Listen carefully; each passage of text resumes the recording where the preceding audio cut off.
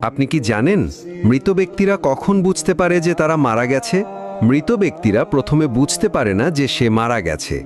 মৃত ব্যক্তির মৃত্যুর পরে আত্মীয় স্বজনের কান্নাকাটি, গোসল দেওয়া, কাফন পরানো, এমনকি কবর দেওয়ার আগ পর্যন্ত সে মনে করে মৃত্যুর স্বপ্ন দেখতেছে। এমন অবস্থায় সে চিৎকার করে সাহায্যের জন্য বা তার স্বপ্ন ভাঙানোর জন্য। কিন্তু আফসোস, কেউ তার চিৎকার শুনতে পায় না। যখন সবাই তাকে দাফন করে চলে আসে, তখন মৃত ব্যক্তি একা হয়ে যায়। ঠিক তখনই মহান আল্লাহ তাআলা তার আত্মাকে পুনরায় তার দেহের মধ্যে ফিরিয়ে দেয়।